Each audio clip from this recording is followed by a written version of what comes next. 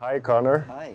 So before we get into the new album that you've made, I'd like to jump back to something else. What was the first or your favorite movie soundtrack as you were growing up?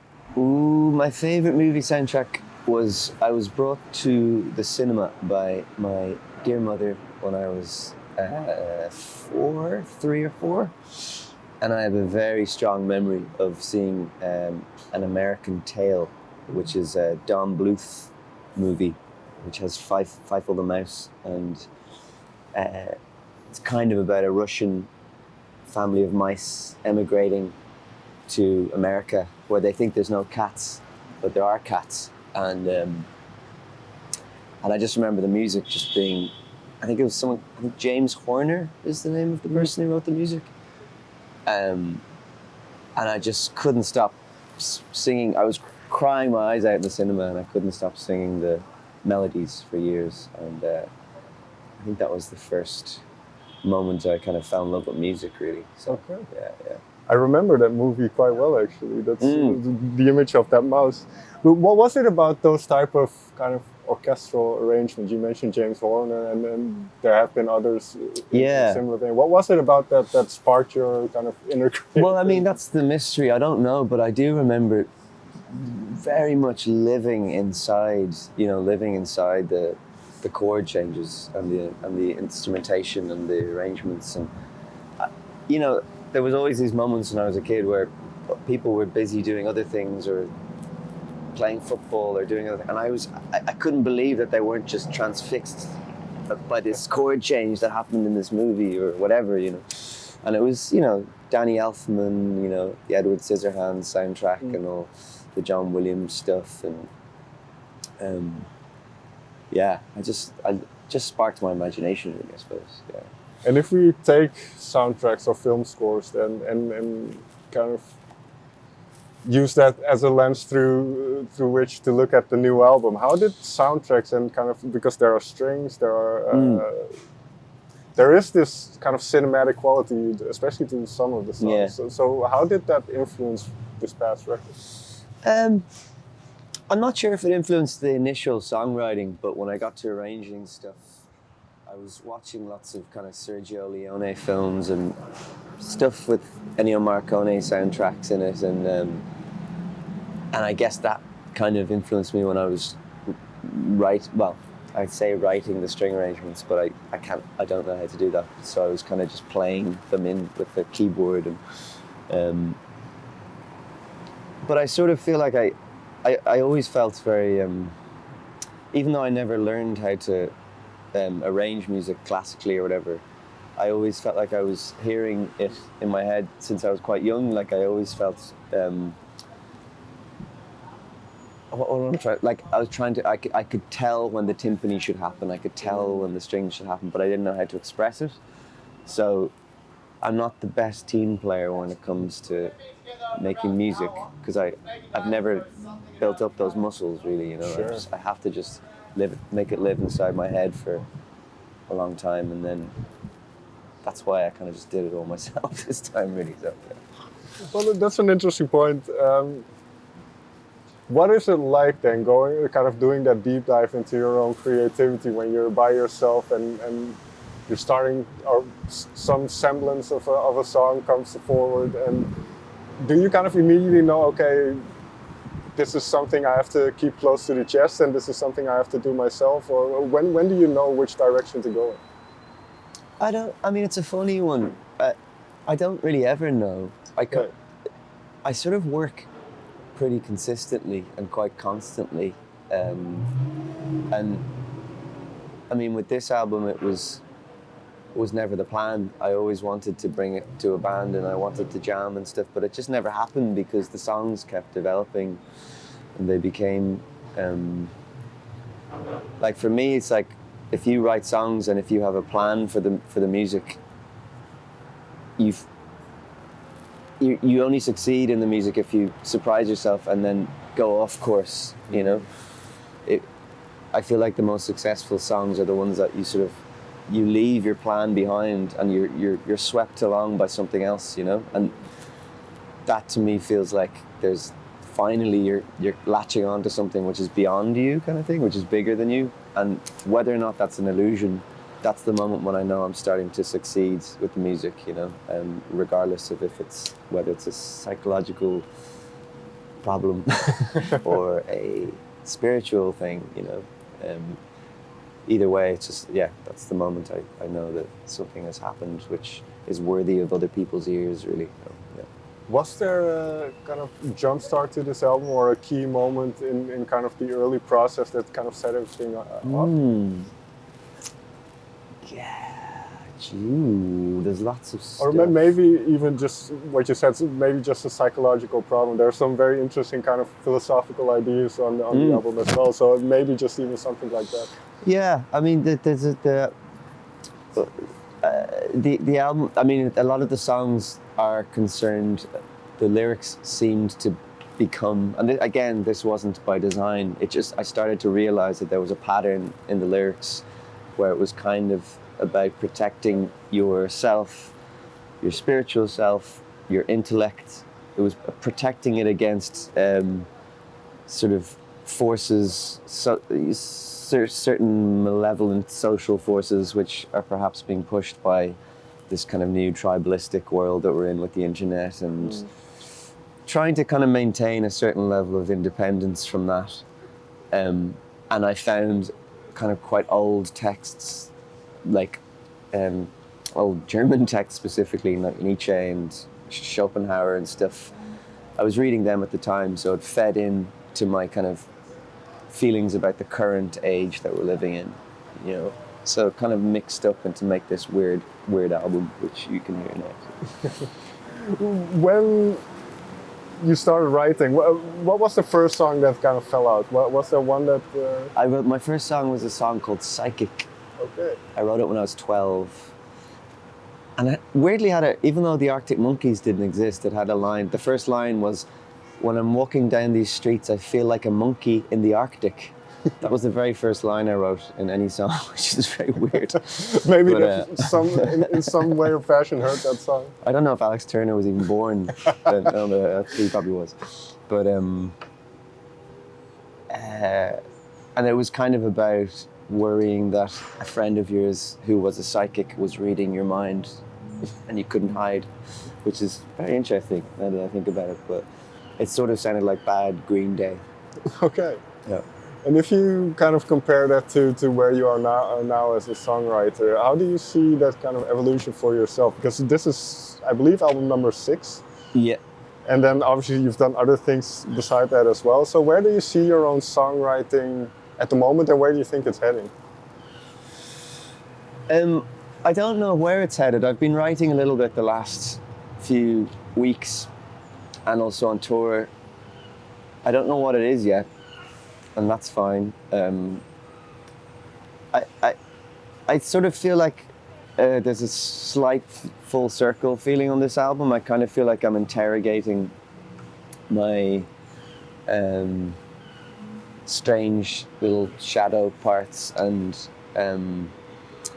my motives. I feel like a lot of my writing now is all about motives, human motive, like what are people trying to get out of situations, and power games and things like that, which maybe I'm just feeling alert to for some reason at the moment. And I feel like I was kind of doing that at the beginning of Villages as well, and then in between I sort of went off into this other world where I just wanted to make like kind of like film soundtrack, kind of romantic blasts of joy and stuff. So yeah, I don't know, I'm going in weird circles, you know, spinning a little bit.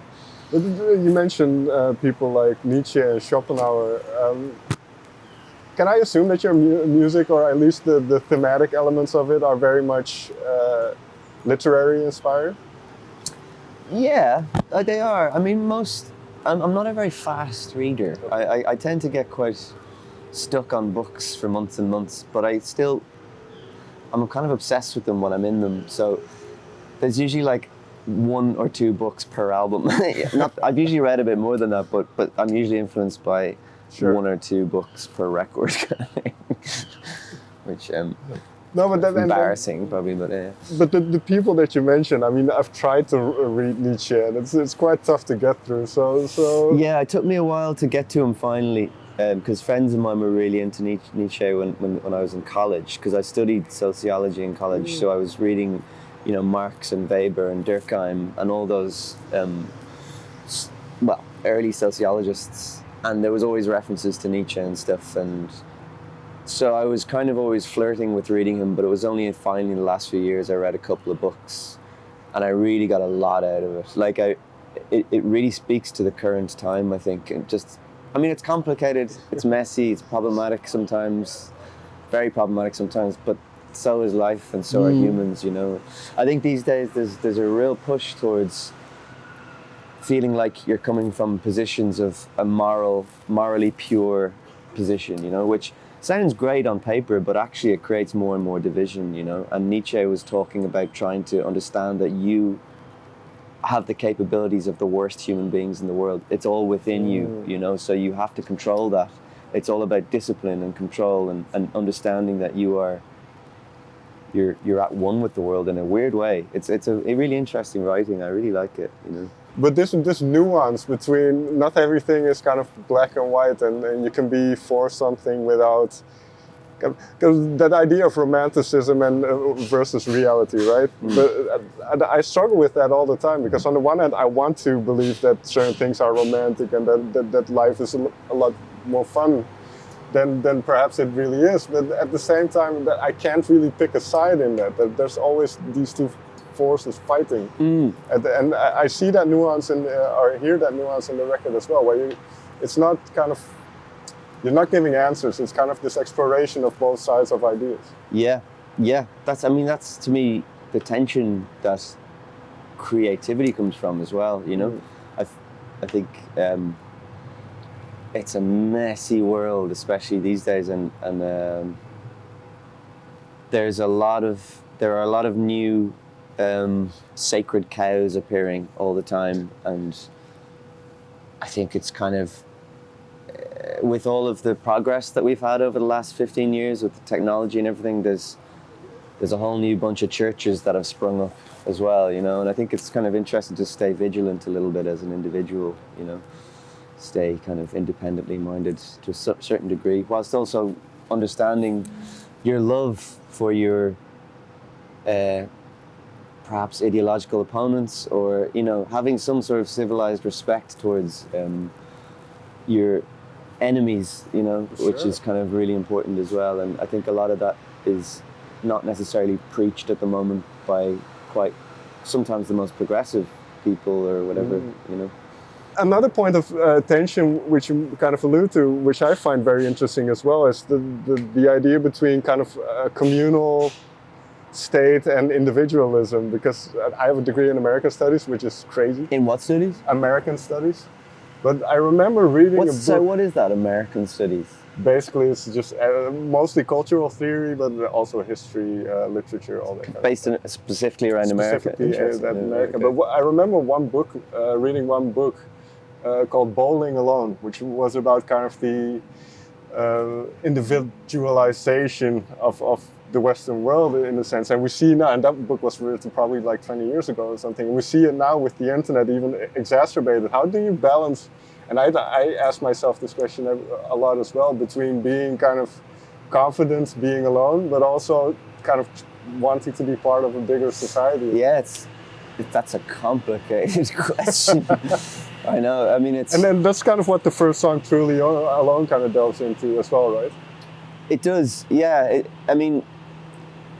I think quite often extremist individualism is actually, to me, is the same thing as extreme conformity, extreme, you're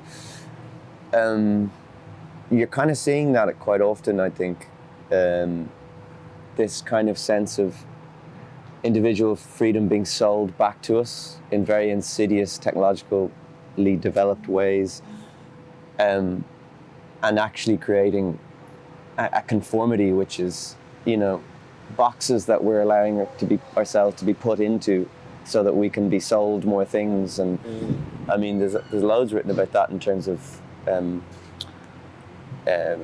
in terms of like autocratic autocracies and all that stuff. But you're seeing it more now in the tech companies, I guess. And yeah, I don't know. That's a really complicated question. Truly Alone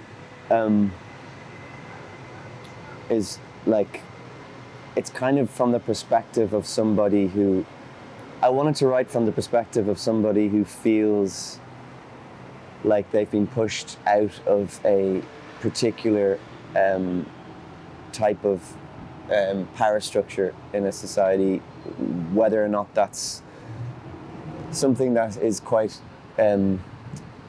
liberating or liberal, or or the opposite of that. And I just wanted to write from that perspective of like, oh, I'm completely outside of that, and I'm being told that I'm, they keep on telling me that I'm out of line. I guess we can't all be perfect all of the time. We show our privilege in every word. Mm. And that privilege thing is something that I've seen in the last few years. It just keeps coming up.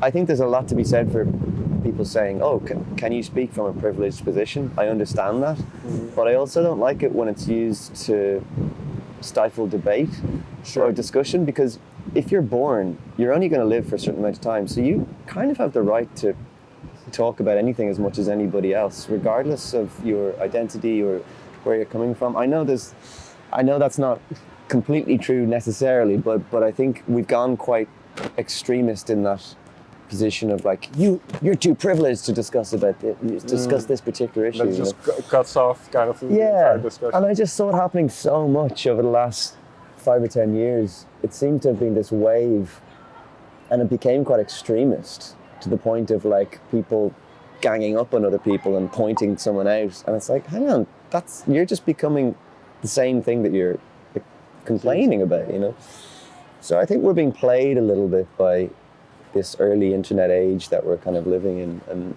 I think music and art is an interesting place to explore that, really, And especially with what we just mentioned, talked about, how do you, this is maybe too big of a question, but how do you capture that in these little 3-minute, 4-minute pieces of music? And then, genius. What is that process like for you? Is it very solitary, and is it kind of arduous and excruciating at times? Yeah, but not in a I'm not going to complain about it. It's uncomfortable and strange, because I'm always failing at it, like always. That's why I work so much, because there's so much bad art. There's so much bad art to be made. And what helps you power through that? I'm just obsessed with it. I've always been obsessed with it, and I'm going to do it till I die, Even if there's 20 people listening to me, I'm still going to be playing to them, and I'm just really, I can't explain that part. I've always just been really deeply obsessed with the idea of making music, and it excites me so much, and it confuses me when people aren't. I've always been like, how can you not be like making music all the time? That's great. It just confuses me. I don't know. It's weird. Oh, that's cool. I wrote a couple of lines down. So the one that I really like as well is First Responder. Firstly, because of kind of the harmonies and the strings. Yeah. But what I also like about it is a working piece of a system that is broken. I'm sometimes kind of surprised that things actually still do work. Yeah. Considering the way the world is. So that specific song, where did that idea come from? Well, the initial idea for that song was from an actual first responder, which I met during a medical emergency, and the system that's broken was the health system initially, but I didn't. It became a bigger thing for me. But when this first responder arrived at the scene of this emergency, that I just was so inspired by him, because it just reminded me that he's a volunteer. There are people that just volunteer their lives to like serving their community. And he had left his dinner on the table to run and jump in the car and help me and my family out. And it kind of humbled me, because I had been sort of online too much, and I had been writing my album, and my ego had been sort of getting big again. And And in this music world, that's really rewarded, your ego taking over a little bit, and lots of extremists, ridiculous thinking and all that stuff's quite rewarded. And meeting him just kind of brought me right back down for months and months. And that's where the song kind of began. And it became more about sort of, like in the song, there's sort of this tension presented between two people. There's sort of an argument presented, like an ideological, ridiculous ideological argument. And then the first responder is this thing that's between the two people and is just floating and making us realize that we're all, you know, it's together, all one, you know. And it's, yeah. No, but I like that sentiment because it kind of does show, well, it's not about picking sides here. We're all kind of, if somebody needs help, we should give it to them, just regardless of every other aspect around it. Yeah, no, it's just, there's here, you know, it's just that thing of there's literally heroes hidden in every single city, you know, and they're just, the reason you don't know about them is part of their heroism. They're just doing their work, you know. You mentioned being on your phone too much, and considering this album, have you gotten better now? No, I'm on tour now, so every day I'm like, Amsterdam, we're coming at you. Oh, but okay, so that I'm not a big social media guy, but that's kind of promoting what you do, and that I see the use of social media in that aspect. Yeah. For you as a public figure, you have to kind of engage with it, I suppose, if you want people to come to the show. Yeah, I just use it to promote my music. I've decided to center my work, absolutely. As I sort of have I've made a lot of changes in the last sort of year of my life, a lot of changes, but one of them is when it comes to villagers, it's the work is what I'm presenting to people. And it's always central. So if I'm using social media or whatever, it's about just getting my work out there. And the work is where I put all of my questions and my sorrow, my pain, my happiness, my, you know, sometimes answers as well. And like, beyond that, I have no interest in any sort of public face. But to round off... That's why I do camera interviews. But that's kind of, and I feel that paradox in myself as well, because sometimes I have to be really analytical, or that's kind of almost asked of me to be analytical about something that doesn't necessarily need analyzing. And how is it then for you as the creator of kind of this music? Are you very reflective on what you do, or is it now this album is done and I can move forward? I fight quite a lot with overanalyzing things. Like last night was the first show of the headline show, the first headline show of the Villagers tour, and I was on stage having battles in my head, just constantly remembering that the audience is not using a magnifying glass into every aspect of our playing, you know.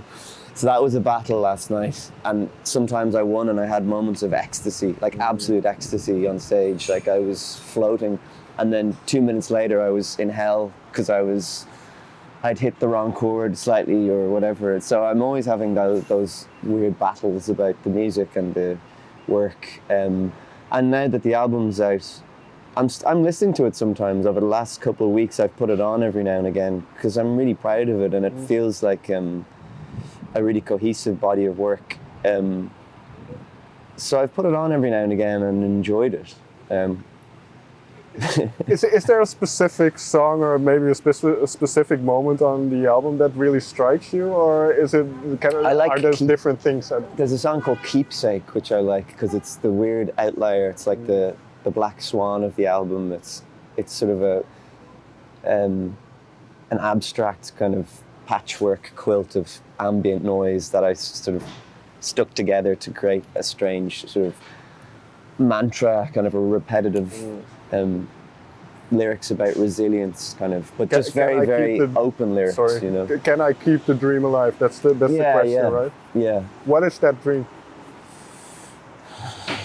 Is it? I mean, I'm asking these very philosophical questions in a way, but let me phrase it very different, a little bit differently. Then, do you have? You mentioned earlier you don't desire some public face or a public persona or whatever. What is it that you desire then within this? Well, the dream in that song is like, it's about not giving in to complete nihilism, you know, which is very easy to do. And I've had little kind of, I think I've been lucky in that I've never really fallen into that, but I've had glimpses of it.